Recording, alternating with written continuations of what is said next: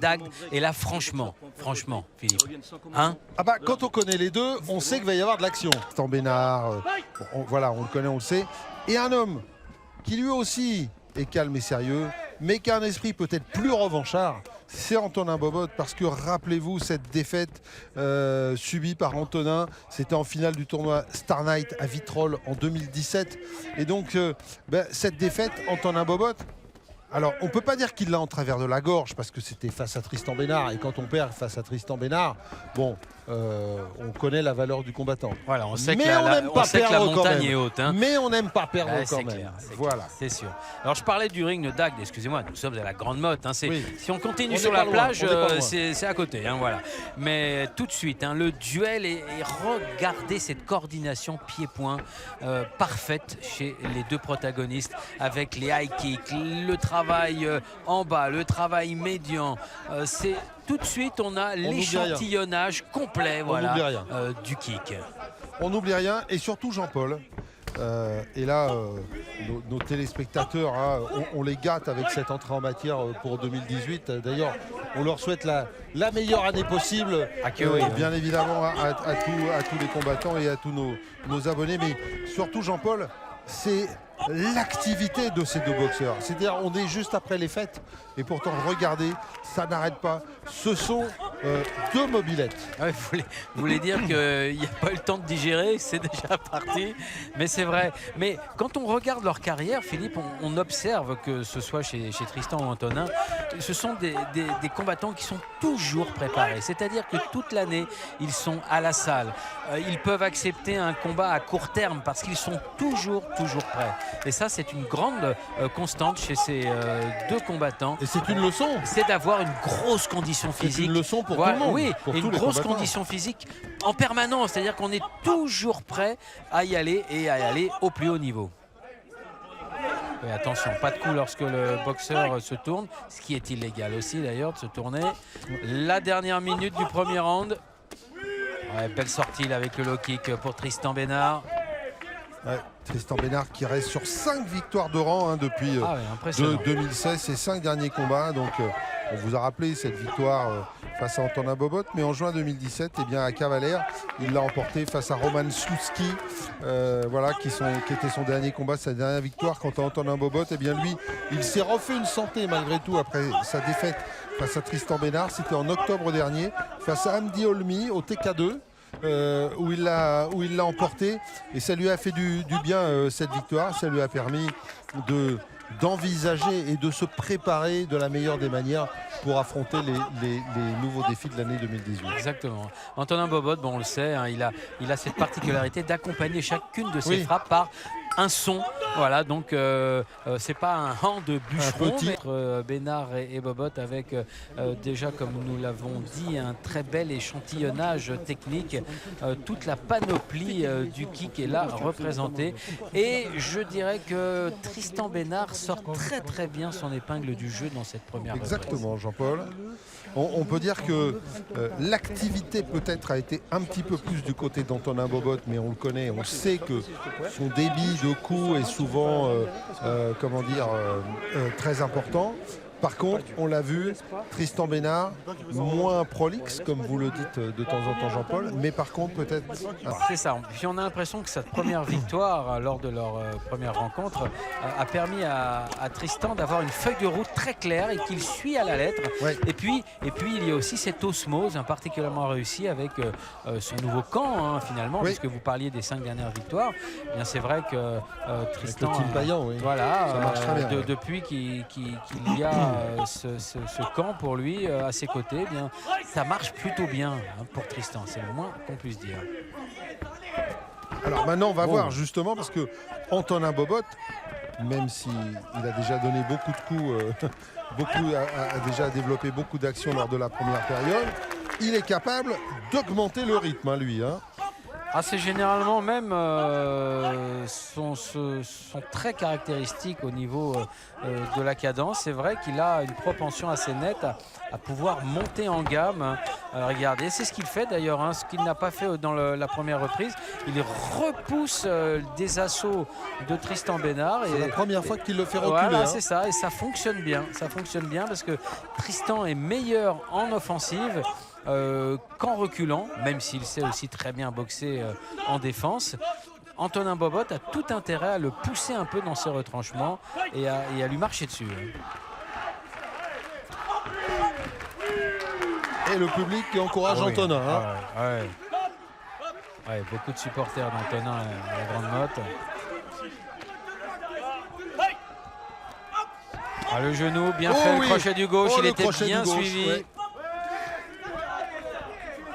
Il travaille bien avec les genoux aussi, Antonin Bobot. Il en a pris quelques-uns lors du premier round, notamment 2 coups de genoux sautés qui étaient assez remarquables. Donc il faut maintenant qu'il marque des points aussi à ce niveau-là.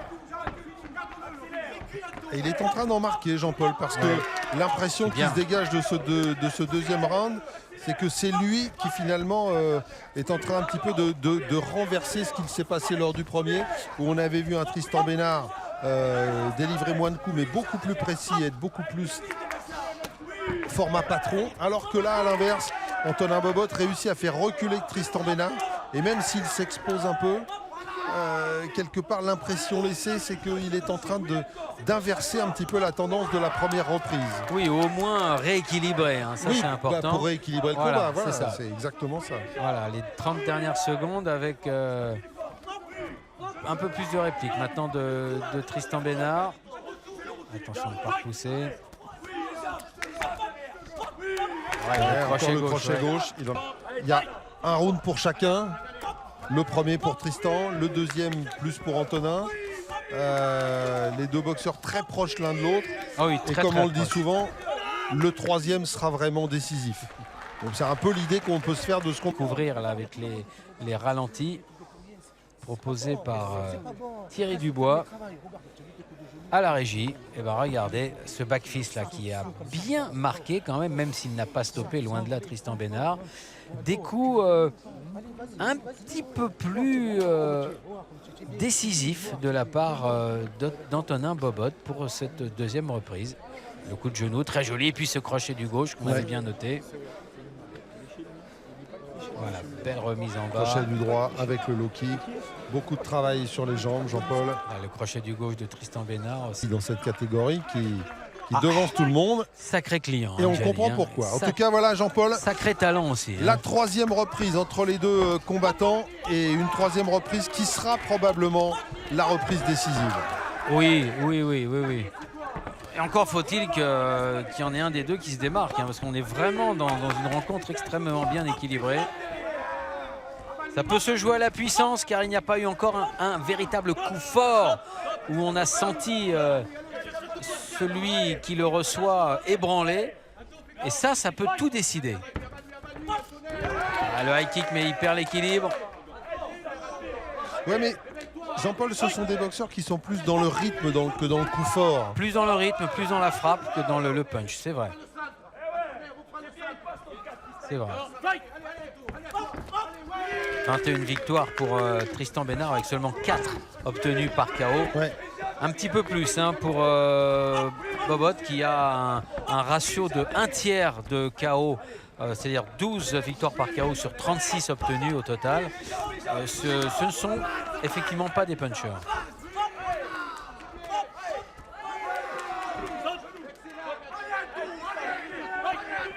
En tout cas, il y a énormément de variété chez les deux boxeurs. Vraiment, tout est utilisé. On frappe partout, à tous les niveaux. Bras, jambes, les combinaisons sont construites. À chaque fois, on sent, il y a une vraie science du ring chez ces deux combattants. Vraiment, c'est vraiment très compliqué d'être juge là dans ce combat-là. Tellement les deux hommes sont proches l'un de l'autre. Oui, et puis en plus, ce sont des garçons qui tournent depuis de nombreuses années dans le circuit. Les juges les connaissent bien. Voilà, on est habitué, on connaît leur valeur. Et quand c'est proche comme ça, on a du mal à prononcer un verdict en la défaveur de l'un ou l'autre, alors que ils sont vraiment à égalité. Pas facile. Hein. Le crochet droit de Bobot. Ça fait plusieurs fois qu'il arrive à le passer, Antonin Bobot, son crochet droit. Le coup de genou. Oui, une fois le coup de genou, hein, et on n'accroche pas, bien sûr. Il faudrait pas qu'il y ait un point négatif qui arrive maintenant. Là ce serait le drame terrible, pour celui qui le prend. Ah bah quoi qu'il se passe, Jean-Paul, un knockdown, un point négatif, un avertissement, quelque chose, ce sera, ça pourra devenir déterminant. Hein. Tellement les deux hommes sont proches l'un de l'autre. Alors il n'y a pas de titre, hein, il n'y a rien, donc on sait ça peut être un match nul. Bon, on va voir. Hein. De toute façon, on arrive à la fin de ce dernier round. Finalement, la fin de ce combat ressemble à s'y méprendre à son début. On est exactement dans la même configuration. La seule chose, Jean-Paul, dans l'impression laissée, Tristan Bénard a démarré plus fort et Antonin Bobot a réussi à rééquilibrer le combat. Alors, est-ce que la différence va se faire au détriment de celui qui a rééquilibré ou de celui qui a mieux démarré parce qu'il ne faut jamais oublier le début d'un combat, hein, c'est important, Jean-Paul. Là, bon, il faut avoir... Ou ne va-t-on pas privilégier justement cette démonstration faut avoir un œil aiguisé d'équilibre entre les deux combattants en leur permettant de sortir tous les deux la tête haute du ring? On ne sait pas. On va laisser les juges effectivement en décider. Ouais. Moi, je les vois bien décider quand même, Jean-Paul. Généralement, ils sont là pour ça. Hein. Ouais. Voilà, nous sommes donc à la décision. Alors la décision, justement. Donc déclaré vainqueur à 2 juges à 1. Le coin rouge, monsieur Tristan Bénard. Alors deuxième, non. Oula. Non, il y a un souci. Il y a un petit problème là. Ah oui, on l'a vu l'arbitre. Et non.